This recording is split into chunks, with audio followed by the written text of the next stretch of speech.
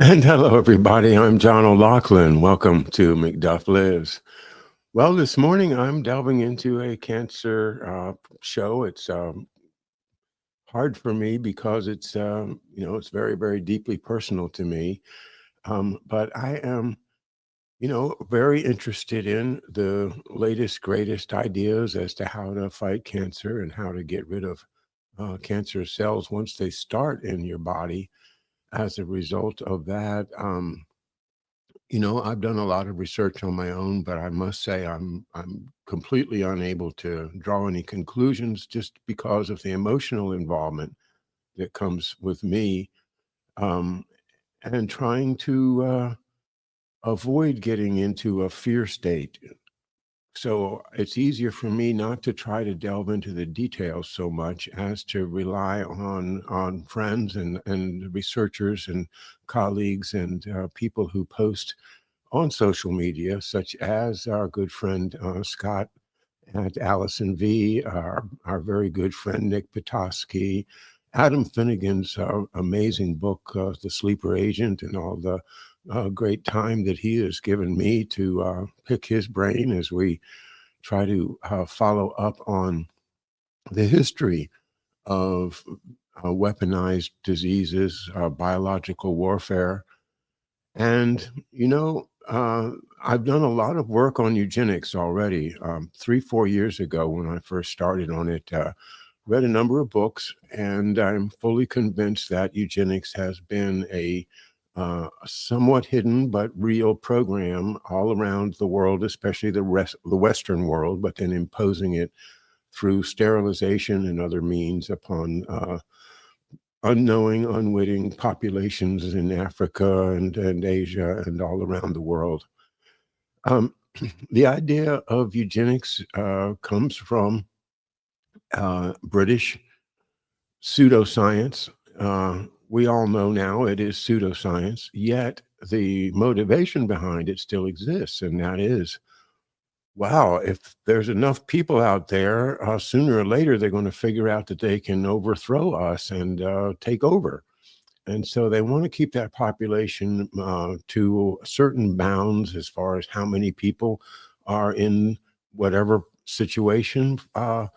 If you're the lord of the castle and there's too many serfs out there and they start picking up pitchforks and torches, then you get nervous and you think, well, how can I get rid of these troublemakers? I know what. I'll call my cousin over there and say, "Hey, let's have a war, and we can fight each other until some of them are dead, and then we can relax again." Or more scientifically, to use viruses to either hurt somebody immediately, take them out, like in a battlefield situation, or as Adam Finnegan has illustrated so well in his book, The Sleeper Agent, to slowly, subtly damage an entire population, an entire country, by infecting them with diseases that cause immune tolerance. Immune tolerance, the suppression of the immune system so that it will tolerate uh, new pathogens, as well as what's really hidden is, and what I think is really happening to most of us, is the reemergence of, of viruses that are latent within us. And that, of course, brings me to my studies on cancer, where I've spent a great deal of my time looking into SV40, the reports of the great Ed Haslam's book, Dr. Mary's Monkey, was where I started. And this is at least 10 years ago. Judith Ferry Baker and others now are, I think, breaking the surface. She's in her 80s, so I hope that she gets the recognition she deserves sometime soon. But, she told us about weaponizing the monkey virus from cancer virus from monkeys, SV40, and how somehow it sort of unfortunately slipped into the polio vaccine. Well, all of that is to say they are trying to kill us. There are too many of us. They'd rather have the population down to that Georgia Guidestone's, 500 million, but maybe they'll settle for a couple of billion. The beat goes on, though. They do not want us reproducing, and they do not want us to have lives that are happy, long, and fulfilling. Rather, they want us to have lives that are nasty, brutish, and short, to quote one of the British philosophers from back in the 18th century. All right. Now, we've heard a lot about this Dr. Patrick Soon-Shiong because he is a billionaire.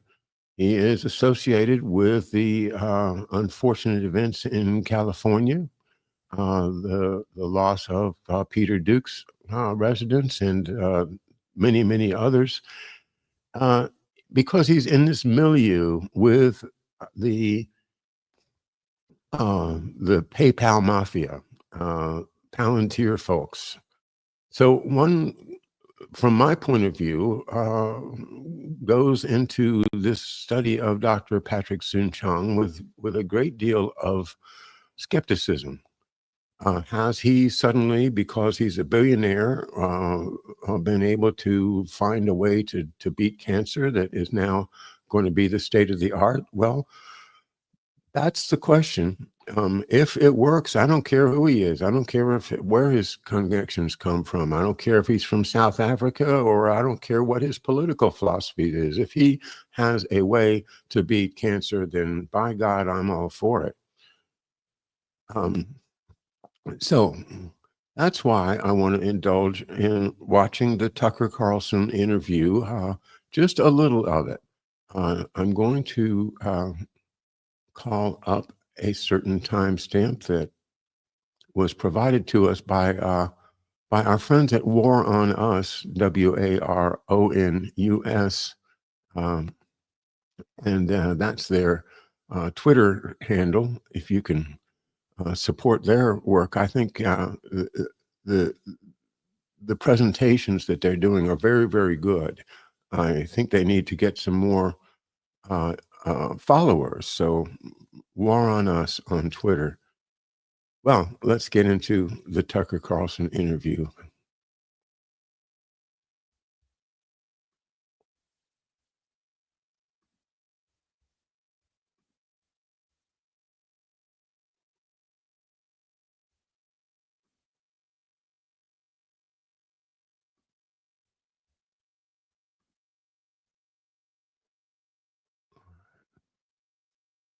I think the FDA needs to understand we're fighting a war where you need battlefield awareness all simultaneously, where you have to orchestrate your Marines, your Army, your Navy, your Air Force, all in the right place so that you can use the tumor in your body.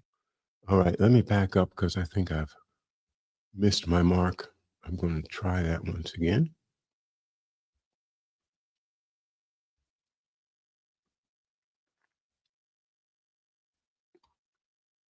Sorry about skipping along.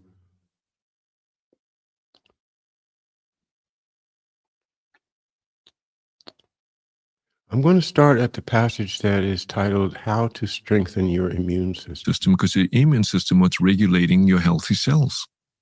Can we just go through, I know this is not like patentable, this is not your business, but what are some of the obvious things a person can do to strengthen his immune system? So you ask, what activates the natural killer cell? So yes. It's like, when you look at the leaf and you talk about apoptosis, and the leaf actually sits and goes brown and it changes, but then it goes back up. So all of human nature, all of nature is filled with this biology of this balance. So you're a product of nature.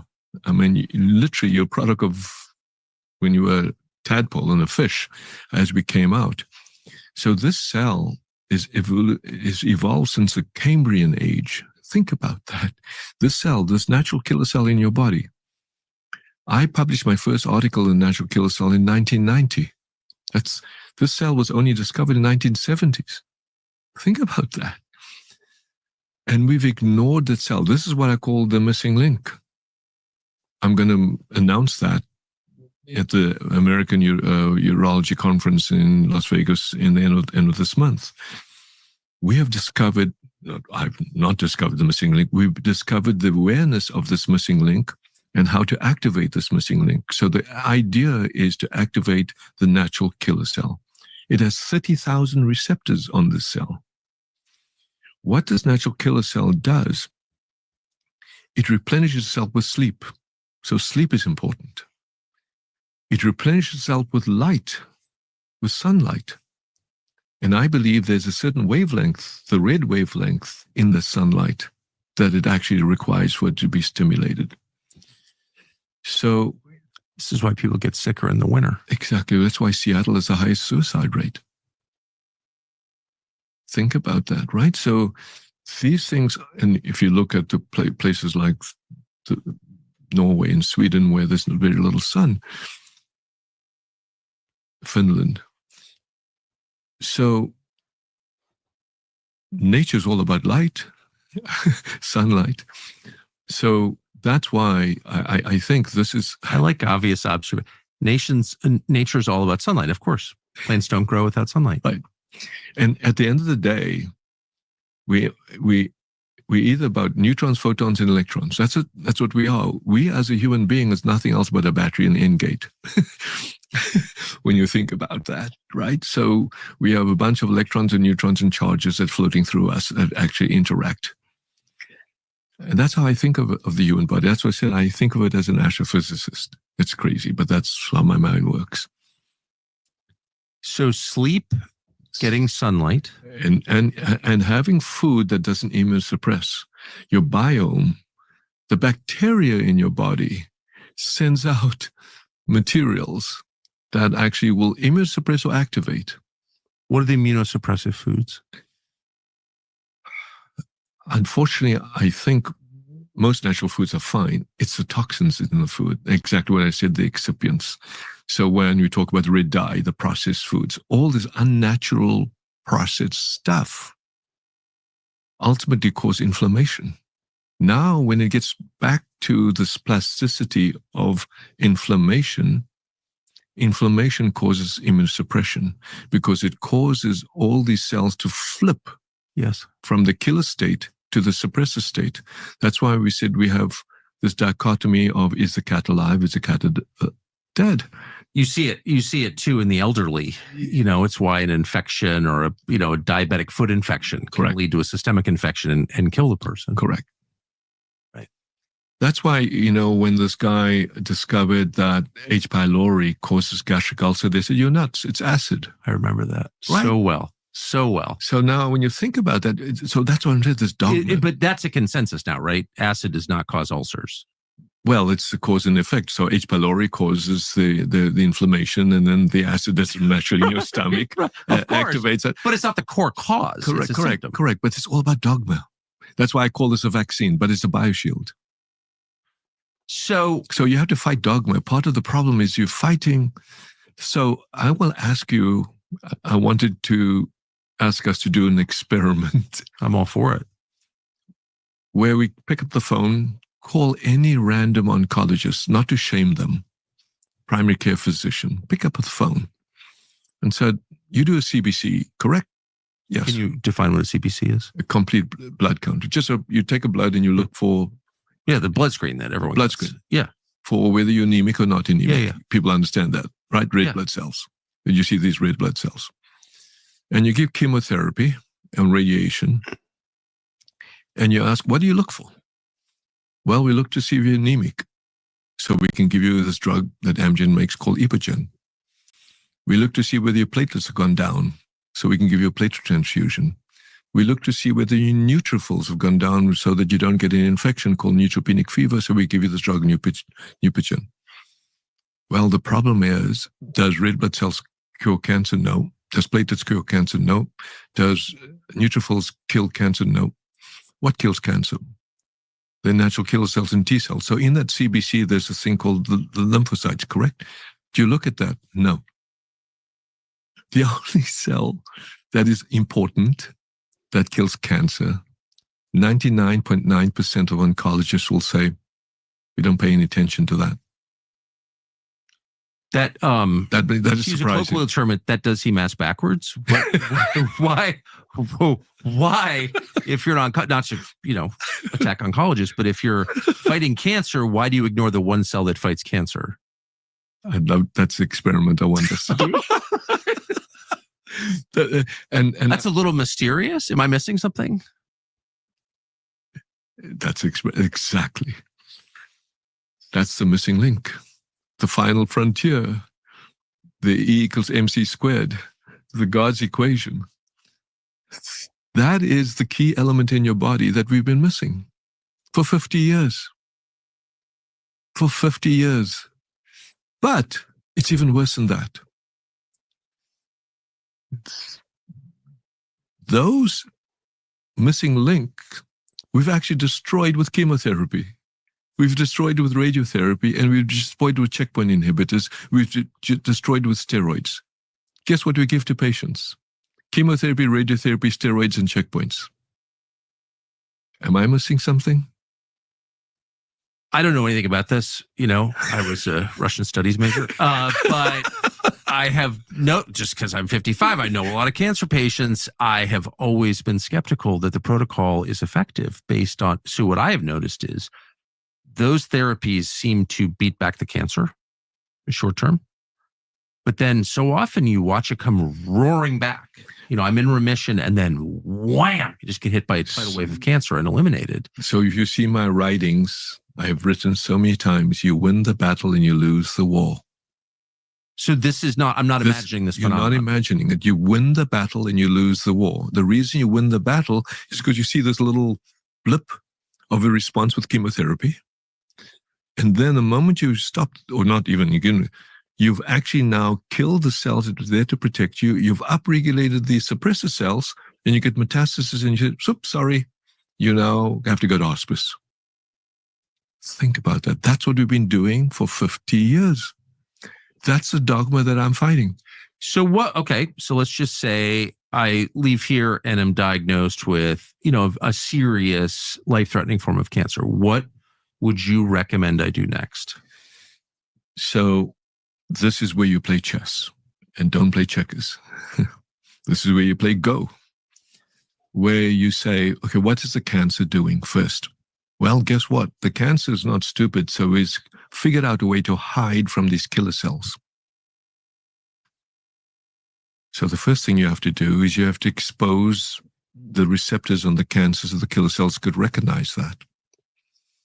So even in the presence of chemotherapy, you don't use chemotherapy to kill the tumor. You use a tiny dose of chemotherapy just to stress the patient, the cancer, and the cancer says, oh my God, something's coming at me, and it starts exposing itself. So you go from hide to expose. So you use the chemotherapy at a low dose called low metronomic dose to use it as what I call an immunomodulator. Importantly, wait, I was asking, you're describing cancer as almost like an autonomous entity that has a goal, a will to destroy the human body. It does. But you're describing like it's a machine. But with intent and kind of clever behavior, it hides. Like what? You're describing like some foreign entity in the body that's trying to kill the body. It is. It's like a virus. But how can a tumor know to hide? Because it has genomic sequencing in there that actually blocks the expression. So, but it sounds diabolical. It is diabolical. That's why I spent 50 years trying to understand. It's not a human brain. It's biology and how biology can mutate. And actually, your body is a beautiful thing. It's an exquisite thing. So it has to have this thing called epigenetics. So it has the genomic sequencing that says, I'm not going to express this. So we can now stress that and block the block, and it now expresses something on its surface that our T cells can recognize. So that's the first step. Smoke it out. Smoke it out. But your body has mechanisms to smoke it out. It gets even more complicated. Your body has a thing where you can induce what we call DAMPs, which is damage-associated molecular patterns. But Forget that. It's a way of actually smoking it out. So now your T cells can recognize it. Okay, so now you've done step one. That's just step one. That's one molecule. So this is why I think the FDA needs to understand we're fighting a war where you need battlefield awareness all simultaneously, where you have to orchestrate your Marines, your Army, your Navy, your Air Force, all in the right place, so that you can use the tumor in your body to act as the weapon, as the vaccine. Because a tumor has molecules that is foreign to the rest of your body. And if you educate your T cells to recognize those molecules that is foreign to the rest of your body, that T cell can remember. Now you have a memory T cell. So for the first time in 2024, in our package insert, we have a molecule called the BioShield now, I'll call it the BioShield, that can activate the natural killer cell, activate the killer T cell, and drive memory T cells. We now have bladder cancer patients who would have lost their bladder in complete remission for 9 years and still alive. And so the protocol is you administer low dose chemo to identify where the tumor You is. smoke it out. You smoke it out. But at the same time, you need to have the natural killer cells and T cells ready. So you give them the BioShield that upregulates and stimulates your natural killer cells and T cells. What about radiation? Does that play a role? That'll kill your natural killer cells and T cells. So no. Unless, and comes out, unless, today the radiation is what they call 70 gigabits, it's huge doses. Unless you give a tiny little dose just to the tumor, nowhere else, to smoke it out. So you use radiation in a very different way called SBRT, a low dose. To identify rather than destroy. To expose rather than expose. So the algorithm is expose, from hide to expose. The next algorithm is activate and proliferate your NK cells. And that's with the subcutaneous injection. Correct. The next algorithm is to educate your T cells with a vaccine that you anticipate that it's going to be exposed. So you now have educated T cells ready. So you've got educated T cells, you got NK cells. And the next thing is to activate your macrophages so they become killer macrophages. And the next step is to suppress the suppressors. You do that all simultaneously. How much human suffering is involved in this? There's a lot in a conventional course of cancer therapy. All as an outpatient. We've done hundreds of patients now. So someone taking this course is he going to lose his hair or throw up? All as an outpatient. No. All right, I'm going to stop there.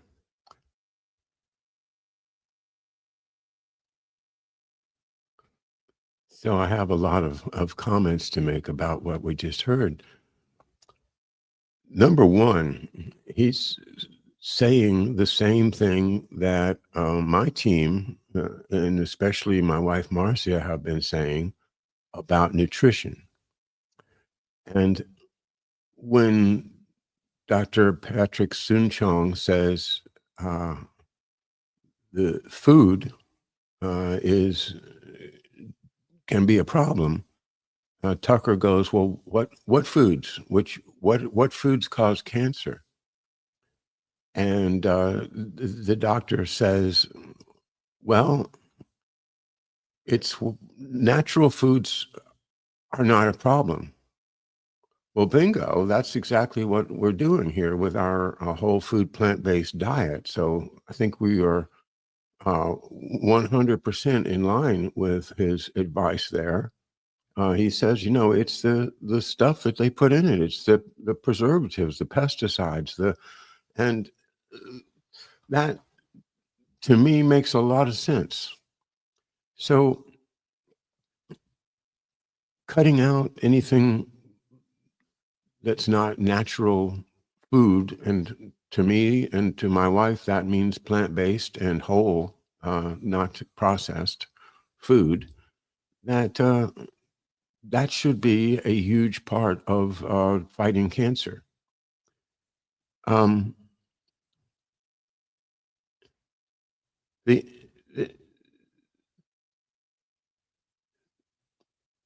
He didn't specifically say any particular foods, and I think that's interesting. we have, with Nick Petoskey's research, a lot of different things such as turmeric or curcumin that are shown to fight cancer. So he could be more specific, that would be great. But then he goes on to mention sunlight. And as you know, I've been following the sunlight story since I first got turned on to Dr. Jack Cruz by our friend and colleague Karmadoc. And Karmadoc sent me a link to see what Dr. Jack Cruz is saying. And I can't summarize it other than to say that he's got a very strong message that when you need your body needs to have the red wavelengths of light that are accessible to you every morning if it's sunny or if it's not too cloudy, to go out and catch that red color of the sunrise. And that is something I've been doing now for, well, I guess since January or before that, is trying to walk out towards, and I walk towards the sun so that I get a lot of input into into the eye cavity. It's not just the pupil that you want, but it's the retina and everything else that, as he explains, triggers the growth of good metabolism. And that, I guess, also is consistent with what Dr. Patrick Soon-Shiong just said, that we need our T cells. We need our immune system.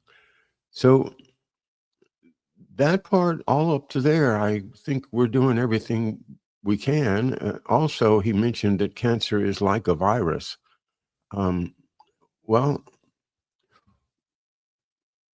we're also using antiparasiticals, fenbendazole and ivermectin. The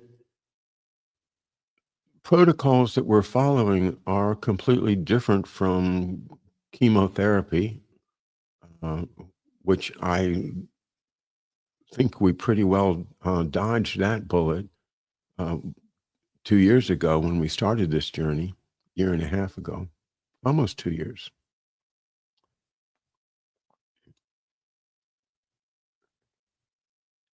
Well, the magic is that he has come up with something that he's going to inject into us, which he calls a bioshield. And he refers to it as a vaccine. But he says he just uses the word vaccine, but it's not really a vaccine. It's something that will stimulate the growth of your natural killer cells, which are a kind of T cells. Now, with regard to fighting dogma and fighting against the traditional 50 years or more of medical practice in fighting cancer, I completely agree that the present protocols are garbage. And, that's one of the things we talked to Karmadoc about, is how this whole idea of chemotherapy comes from the massive amount of mustard gas that they produced for World War I to kill people with it. And somebody comes up with the idea of, well, maybe we can kill cancer cells with it. And, well, you heard what Tucker Carlson said about people getting the chemotherapy, radiation, having a remission, but then it comes back even worse and takes them out.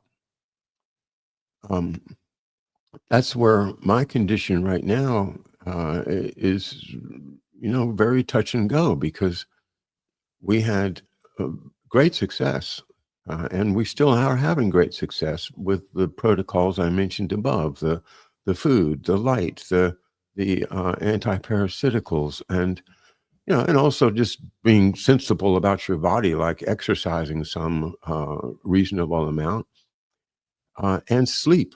Which I didn't mention, but getting sleep. We're very strict about our sleep habits now, getting to bed early, like 8 o'clock, waking up early with the sun, and taking advantage of the circadian rhythm that our bodies is used to, instead of fighting against it by staying up late and consuming food after a certain hour, things like that. Just general good, healthy body maintenance. Well,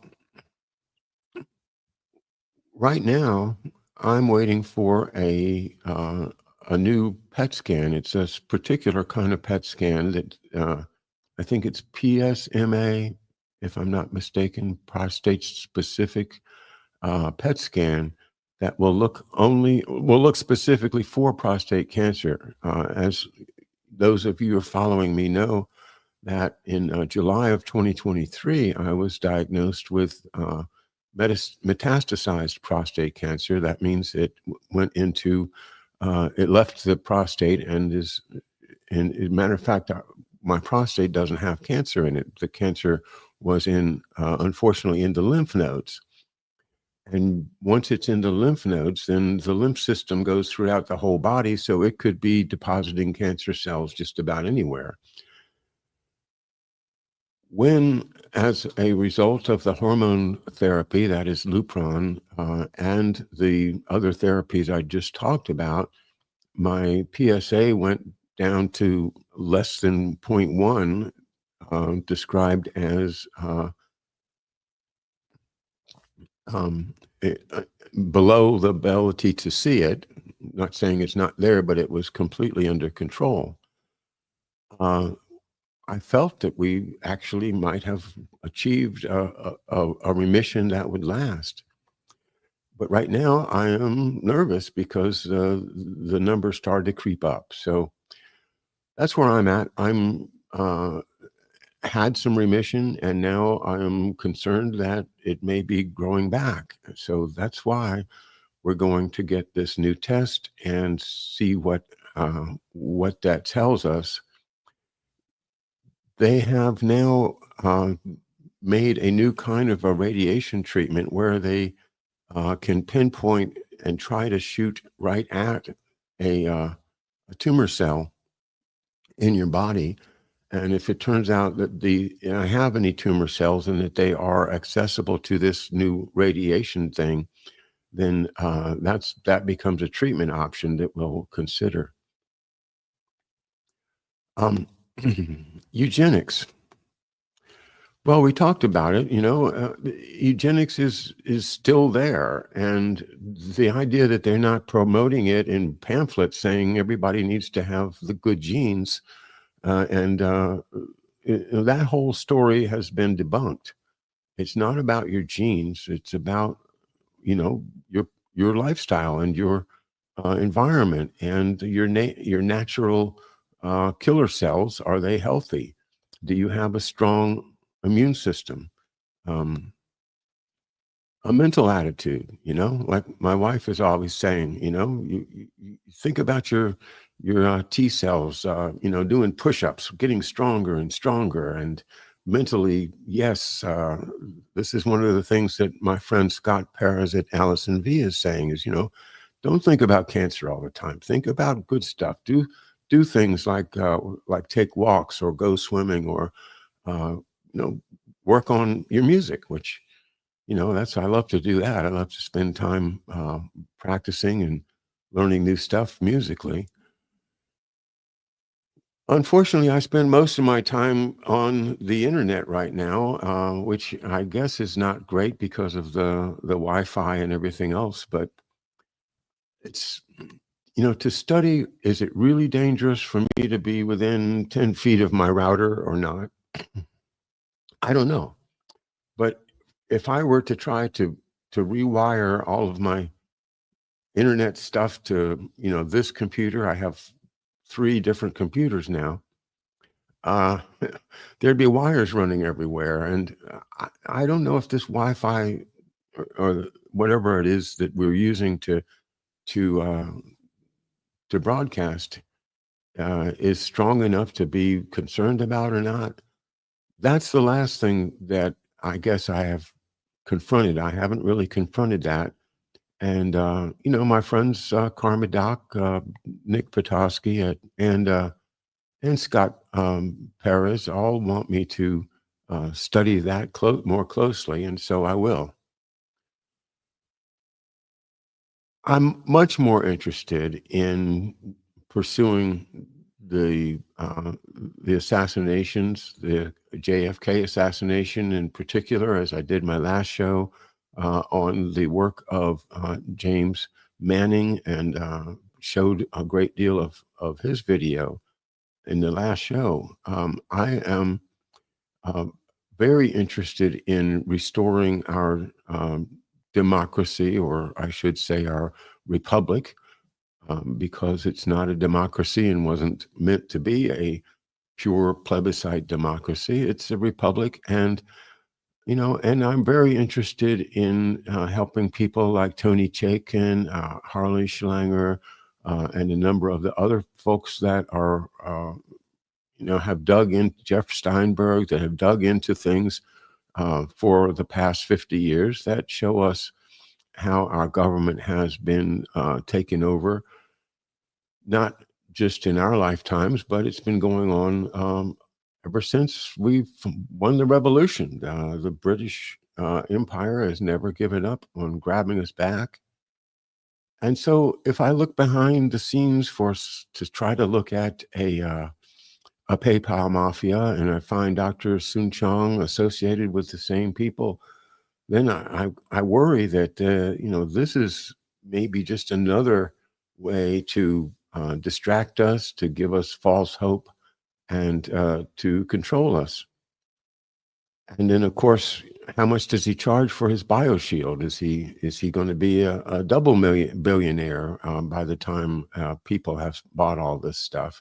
Is it going to work? I don't know. I'm just getting introduced now to this idea of a bioshield, so I will study that more as well.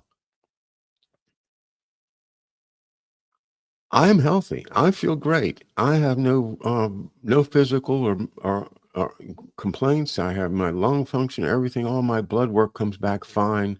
The only thing is this PSA, and so that's what they told me. What 20 some months ago, that the cancer in being in the lymph nodes is going to be fatal, and I don't believe it. I think that everything that my wife and I are doing is winning. And, I did have the great pleasure of a private consultation with a very great doctor named Dr. Michael Hawley, who was present and gave a presentation at our last trip to the Center for Nutrition Studies retreat this past October. And he told me that with the protocols, he didn't use that word, but the food, the diet, and the lifestyle that we are adopting here, that even if the cancer grows, it'll grow at such a slow rate that it won't kill me. Something else will take me out because of how slow this cancer growth will be. And that's another question right now, because from less than 0.1 to 0.2 occurred in a 3-month period. Is that rate of growth going to be consistent, or is it going to, as Tucker says, explode after a period of remission? So you can imagine that I'm juggling a lot of balls in the air, and I think I am doing the best I possibly can, not only for myself and my wife and my family, but also in terms of a balance of how much time am I spending trying to restore the republic, to save the world, and to expose the wrongdoers, as well as properly addressing the cancer that I've been diagnosed with. Well, I think I just probably needed to do a bit of a rant and to get everybody to hear, from my point of view, is this Patrick Soon-Shiong thing going to solve cancer by injecting us with something that stimulates the growth of our natural killer cells, our T cells, and stop the fake medicine from chemo and from radiation? And is this actually a political thing? Because obviously the Biden administration and the whole deep state has been supporting the traditional chemo and radiation treatment and not talking at all about nutrition, not talking about sunlight, not talking about healthy living. And our media and our press and our, children's programming, everything tends to want us to do things that are risky, like eat, Twinkies from Hostess, or eat meat that's grown in cattle that's taking mRNA vaccines. Is it possible, simply by not engaging in risky eating, by obeying the circadian rhythm of nature, by taking care of your body and not in consuming things that are bad for you, and certainly any form of sugar, including alcohol? Uh, a lot of people are stuck on alcohol. They don't want to give that up, but the statistics are quite clear that it is carcinogenic. So healthy living and following the science. Well, as I said at the top of the show, I can't do it. I cannot follow the science. I'm putting out this particular Mindfields of mine kind of, from the heart, because I know there are a lot of people out there that are rooting for me to beat this. And as far as I can see, we are doing everything possible. And, maybe it will turn out that this bioshield is going to be a miracle. If that happens, it could be a political event that will benefit the Trump administration. And what Dr. Patrick Soon-Shiong says is, all of these oncologists and primary care doctors that will answer the question wrong. They'll say, we've got to we've got to check your red blood cells. We've got to check your platelets. We've got to check things that are irrelevant to beating cancer. And then they ignore the white cells, the T cells, and those that are called natural killer cells. And in fact, those natural killer cells get killed if you take radiation. It's something pretty obvious, but Dr. Patrick Soon-Shiong may be the first person to say it to a large audience, because radiation is the go-to. I had a lot of radiation when I was first diagnosed back in 2016 and 2017. No chemo, just for the record. And what I think put me in remission was the Lupron and the diet. It wasn't until more recently that I've adopted the antiparasiticals, and that came thank you to so many good people, our friends Carol McIntosh and Kathy Sue, Tara Starr, and Amber Connor. Got together and sent me a great big old package. I mean, a huge package of fenbendazole, which I am still using today. So I feel great. Like I said, there's nothing wrong with me right now. The lymph system, I would love to know if the spots that were noted on the first PET scan disappeared as a result of the treatments that we were doing. And maybe we'll find that out when I get my next scan, this more particular scan that looks particularly for prostate cancer cells. Sounds like we're, zeroing in on the problem and the solution. And I think, no matter what the politics of it are, if Dr. Patrick Soon-Shiong has got the, the magic bullet for cancer, then I will sing his praises forever. Yeah, he's a good salesman. Yeah, Tucker Carlson's a good salesman. Yeah, President Trump is a hugely good salesman. There's a lot of sales going on here. And, the idea, it's proprietary, it's patented, and, they'll get the insurance companies to pay for it. Well, there's another $1 billion coming in somebody's direction, is it not?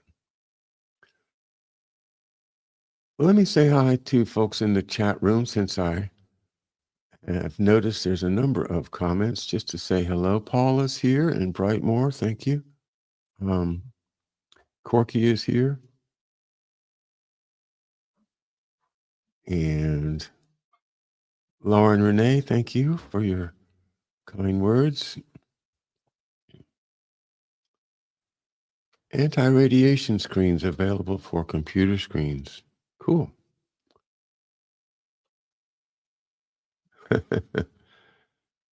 Corky says he met me in 2021 and he says I've grown younger. That's a nice thing to hear. Thank you.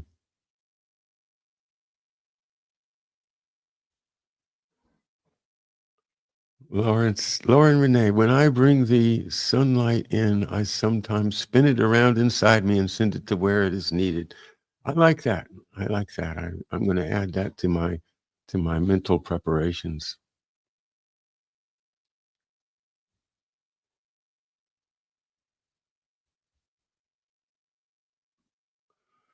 Imagine that, says, he's also been told prostate cancer is a very slow-acting cancer. That's a great thing to hear, except for the fact that generally applies to it when it's in the prostate. Once it has metastasized, then it's scary. That's all I know.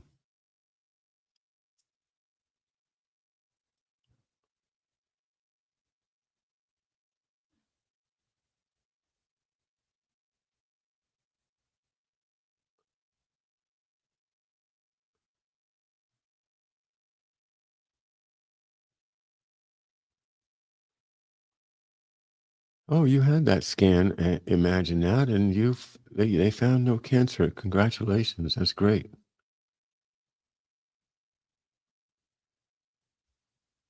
Jonathan Edward Gibson, hello. Dr. Soon-Shiong still has DOD, the Department of Defense. Yes, indeed. This is George Webb's work. George digs hard into these things, and I recommend that you follow him on this and a number of other stories. Let's see.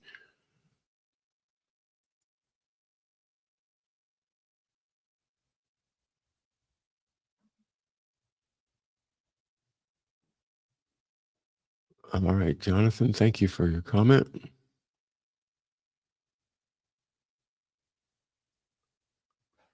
Yeah, Paula, thank you for pointing that out. I forgot the name. It's Nicholas Berggruen, who is one of the, these are Getty people, J. Paul Getty fortune.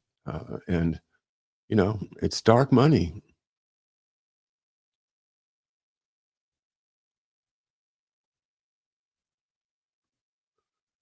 And Corky says, Lauren is using her chi. Yeah. I haven't heard that word in a while. I should think about that. My chi, the energy. Let that sunlight swim around in me and go where it's needed. Well, this has been kind of a cathartic Mindfield session for me. A lot of my Mindfields lately, I've been just trying to help people understand things and sharing things about, like President Lincoln recently or JFK, the whole sweep of history from the old empires, and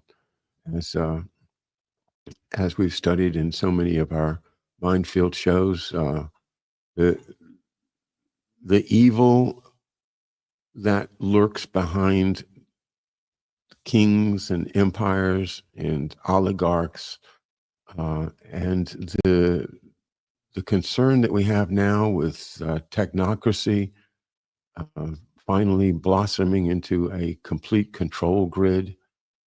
We've interviewed a number of people on that technocracy front, and are they going to succeed with all of these satellites and digital means, the 5G and then digital control of currency? The more we talk about it, the less likely they're going to succeed, and that motivates me greatly. I just want to keep the pressure on for politicians and others to look askance at the garbage that they feed us. These two parties, these two political parties, the Democrats and the Republicans, it's ridiculous that people actually believe that politics is decided between the left and the right. It's not. It's all cooked from the top. And if you follow the rest of, well, what I'm trying to say is, if you follow a number of the researchers and our colleagues, you'll see eugenics is still real. Not fixing cancer when they could fix it is eugenics. Lockdowns and inappropriate inoculations is eugenics. It's all the same thing, like those two kings of old who found that their population of serfs is starting to get restless, and they decide, well, let's go fight. Let's cross the English Channel and go beat up the French, or vice versa, or the Dutch, or whoever else can serve as an enemy so that you can send your young men out to die. The Vietnam War, 55,000 young American men taken off the field from our civil society and killed in a war that had no meaning whatsoever to the United States.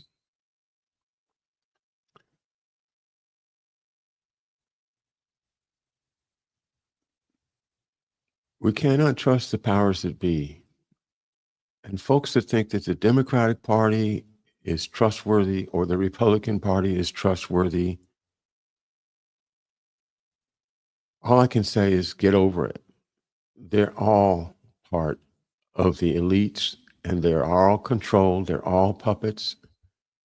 And until the American people decide to throw off the chains that they have bound us with, we're looking a lot more like serfs than we are citizens right now. So I try to wake people up, and I try to be humble and let God play a role in my life.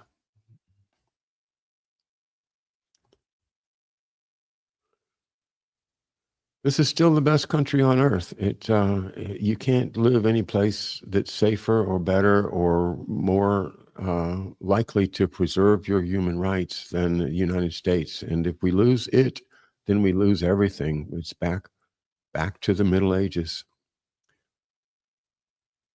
Thanks, everybody, for being with me. Thanks for your support, your thoughts, and we'll be back with you on Thursday. We'll see you then. Bye-bye.